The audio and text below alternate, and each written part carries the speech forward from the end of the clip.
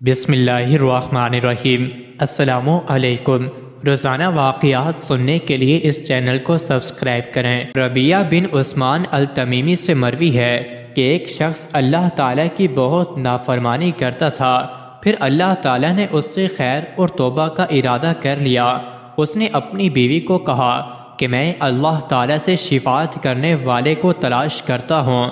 یہ کہہ کر وہ صحرا میں نکل گیا اور وہاں چیخنا شروع ہو گیا، اے آسمان میری سفارش کر دے، اے پہاڑوں میری سفارش کر دو، اے زمین میری سفارش کر دے، اے فرشتوں میری سفارش کر دو، حتیٰ کہ یہ تھک گیا اور بے ہوش ہو کر زمین پر گر گیا۔ تو اللہ تعالیٰ نے اس کے پاس ایک فرشتہ بھیجا اور اس نے اسے اٹھایا اور اسے سر پر ہاتھ پھیرا اور کہا کہ خوشخبری ہو، اللہ تعالیٰ نے تیری توبہ قبول کر لی ہے۔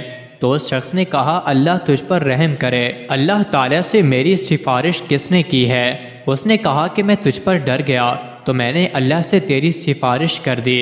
حسن ابو جعفر کہتے ہیں کہ حضرت لقمان حبشی ایک شخص کے غلام تھے، وہ انہیں لے کر فروخت کرنے بازار آیا، تو جب بھی کوئی شخص انہیں خریدنے آتا حضرت لقمان اسے کہتے کہ تو مجھے لے کر کیا کرے گا؟ وہ بتاتا کہ میں یہ کام کرواؤں گا، تو حضرت لقمان اس سے کہتے کہ میری ضرورت یہ ہے کہ تم مجھے نہ خریدو۔ حتیٰ کہ ایک شخص آیا اور اس سے حضرت لقمان نے پوچھا کہ تو مجھے لے کر کیا کرے گا؟ اس نے کہا کہ دروازے پر دربان بناؤں گا۔ تو حضرت لقمان نے اسے کہا ہاں تو خرید لے۔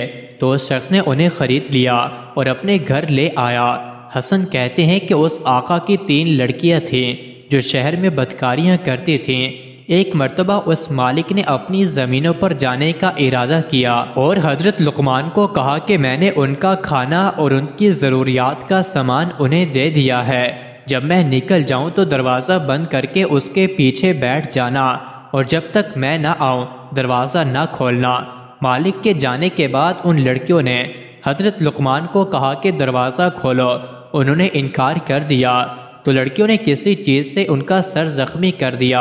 حضرت لقمان نے خون دھویا اور بیٹھ گئے۔ جب ان کا مالک واپس آیا تو انہوں نے اسے نہیں بتایا کہ اس کے کافی عرصے کے بعد دوبارہ ان کا مالک سفر پر گیا تو یہی بات کی کہ میں نے ان کی ضروریات کا سامان اور کھانا انہیں دے دیا ہے، تم دروازہ نہیں کھولنا۔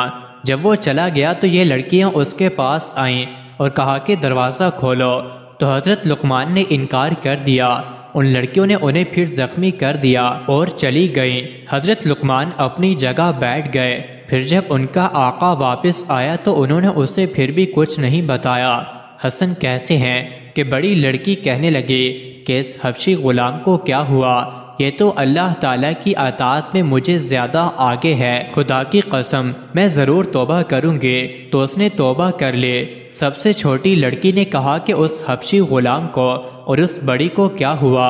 یہ اللہ کی اطاعت میں مجھ سے آگے نکل گئے، واللہ میں ضرور توبہ کروں گی، اور یہ بھی تائب ہو گئے۔ منجلی لڑکی نے کہا کہ ان دونوں لڑکیوں اور حبشی غلام کو کیا ہوا؟ یہ اللہ تعالیٰ کی اطاعت میں مجھ سے آگے نکل گئے، میں ضرور توبہ کروں گی، اور پھر یہ بھی تائب ہو گئے۔ بستی کے گمراہ لوگوں نے جب یہ دیکھا تو کہا کہ اس حبشی اور فلاں شخص کی لڑکیوں کو کیا ہوا کہ اللہ تعالیٰ کی اطاعت میں ہم سے آگے نکل گئے؟